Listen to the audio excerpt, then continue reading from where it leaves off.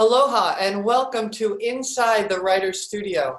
I'm your host, Isla Allgood, and I'm excited today to bring someone I just met here on the show. Her name is Carol McMillan, and she's going to share some work that she's recently written or not so recently written.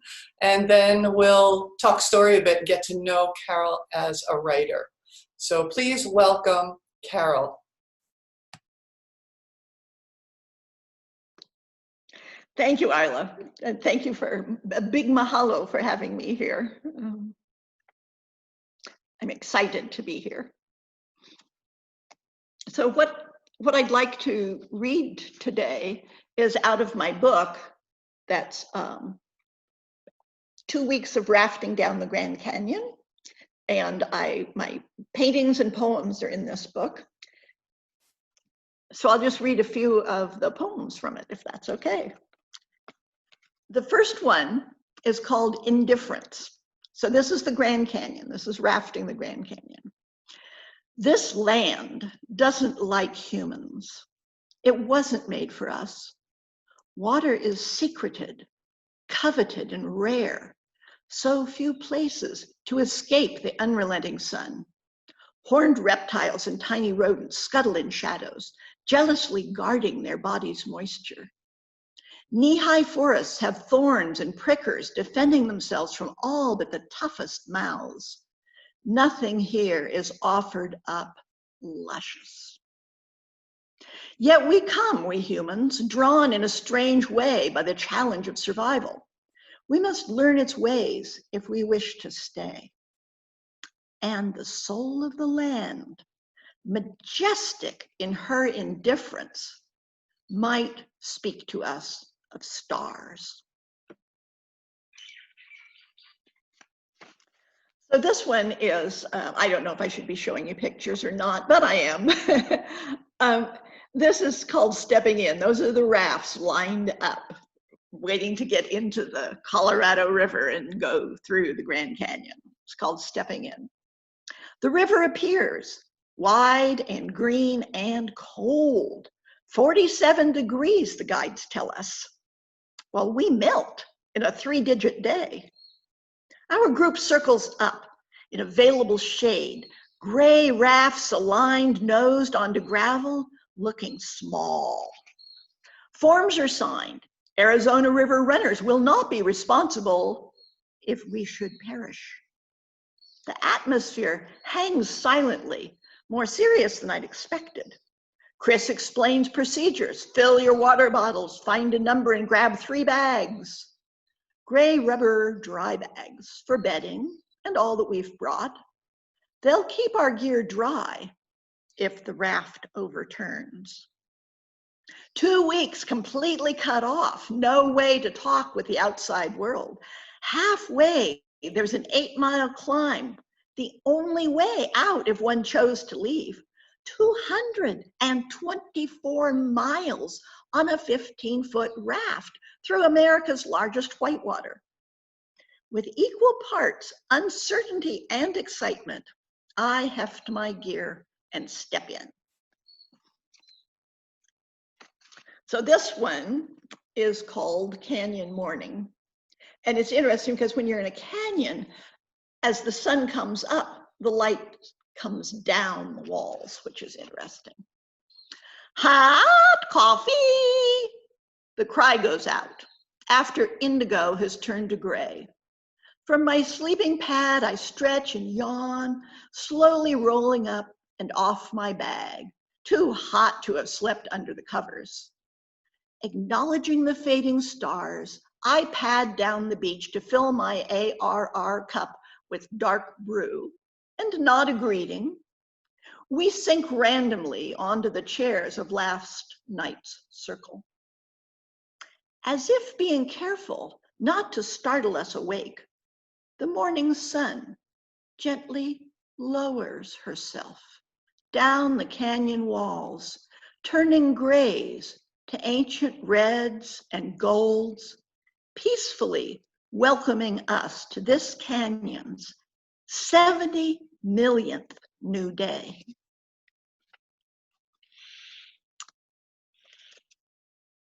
And so this one, so that one actually is one of my paintings, and it's about Redwall Cavern.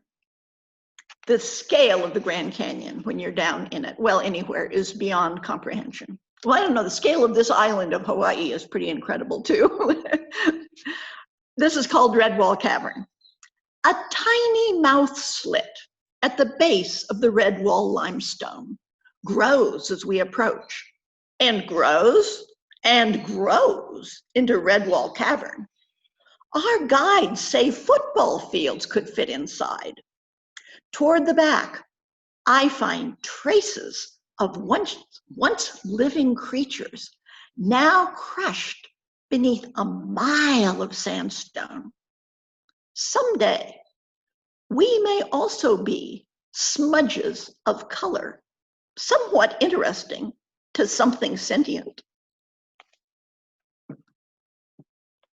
And I'm going to leave out, actually, I wrote this book because I write poetry all the time wherever I am, but I made it into a book because of a harrowing experience going down one of the rapids.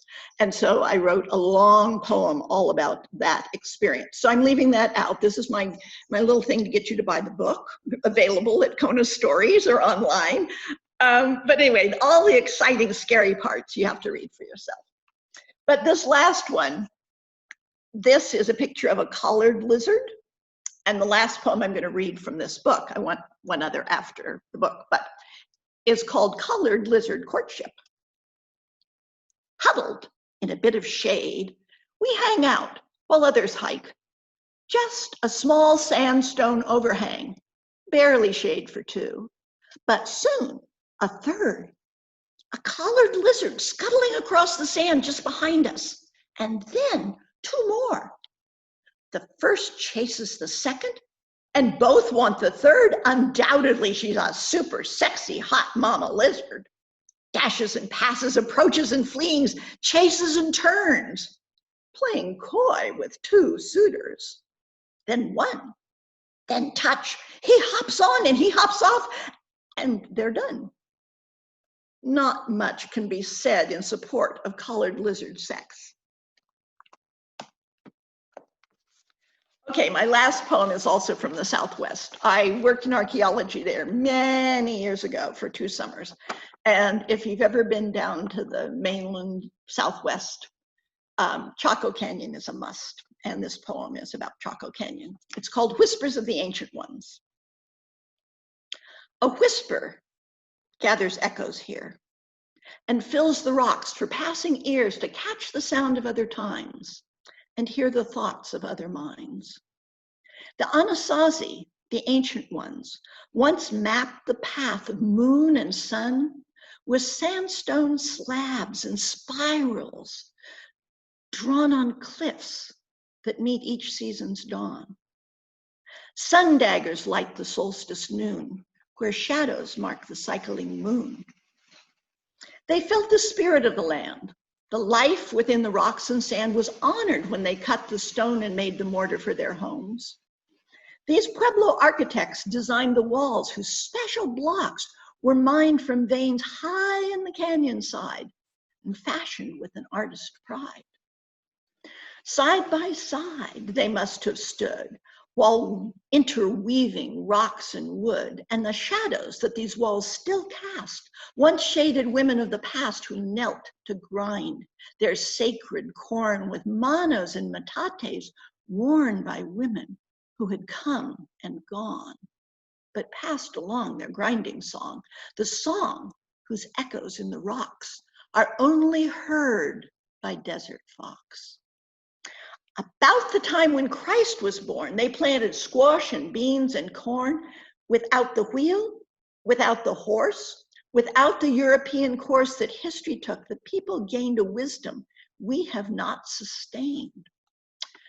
500 miles of highway led across the desert sand and bedrock, joining distant people's doors. From Mexico and western shores, the traders came with flutes and birds and tinkling bells and gentle words. When Kokopelli played his songs, the canyons filled.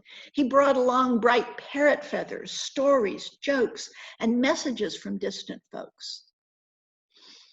These people had few enemies.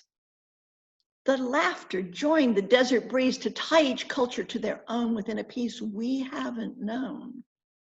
And the scientists now speculate about the desert people's fate. Their population grew beyond the limits of their channeled pond. 1,000 years they lived and died. Their laughter rang from canyon sides till, merging with the fading sound, they laid their flutes and manos down and, gently wrapped in burial shrouds, became the people of the clouds. But they left a message for the ones who come with cars and trucks and guns, the ones whose culture rapes the earth with overuse and overbirth. A gentler message lingers here. It fills the rocks for passing ears to catch the sounds of other times and hear the thoughts of other minds. Thanks. That's it. Thank you. Oh my gosh. Well, I was really present with all of that. I love the desert Southwest. It all resonates for me, and hopefully the listeners and viewers who do have a love for it, they'll connect that way. And those who don't, maybe it inspires them. And that's the wonderful thing about doing this, is inspiring people. Yes. So thank you. Thank you for sharing that. So I have some questions for you. Okay. First of all, you write a lot. I notice a lot of detail in all of your poetry about your surroundings. Is that usually what you do, or do you have different types of writing that you do?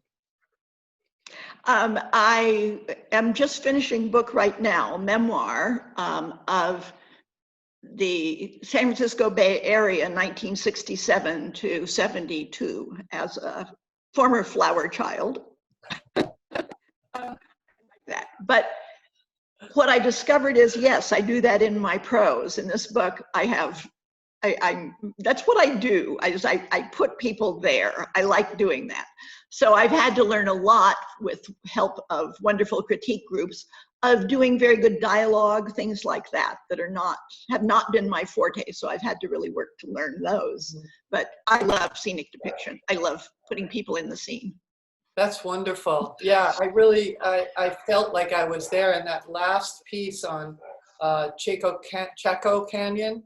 I've wanted to go there, and now I really want to go there. It's very deep, spiritual, connected to the land and the ancestors. And I feel like this book that you've written is very timely for what's going on in the world, to help us.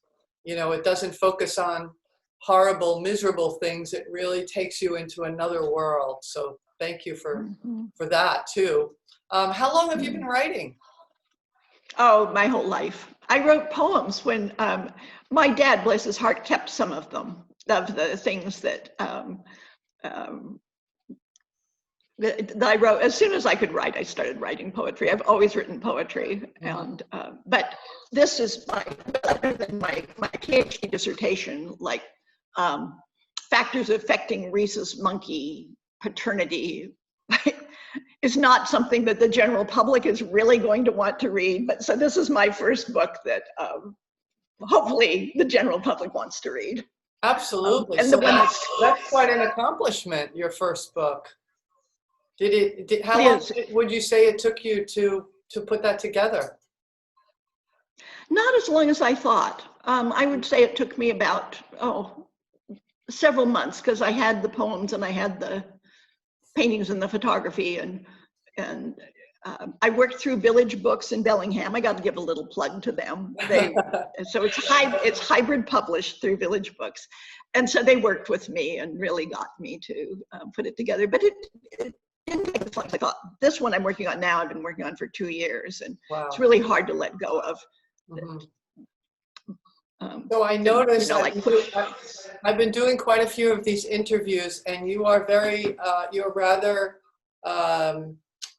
your public speaking is fine-tuned, and you have some inflections in your voice, and your presentation skills seem like they've been around the block. Have you done much with speaking in public?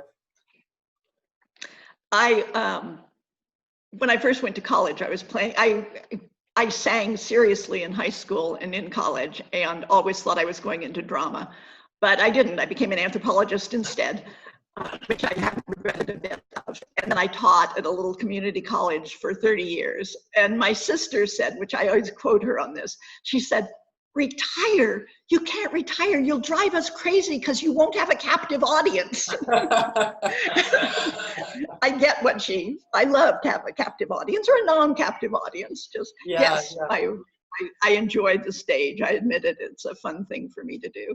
It's wonderful, and there's different ways that you can do that. I mean, now we're learning how to do it online with Zoom, but working with groups of people, there's always a need, because what I see is that there are some people who will do it, but they're not comfortable doing it. And somebody like you know, you clearly are comfortable with the group experience. So I'm excited to get to know you here today, Carol. Well, thank you. Likewise, I'm just really grateful for the opportunity. Well, I want to thank you for everything you shared today, and for being willing to talk story with me. And I want to let people know, if they want to know more about the Guild, they can go to the website, which is www.hawaiiwritersguild.com. And then there's also a Facebook page for Hawaii Writers Guild. So until next time, aloha, everyone.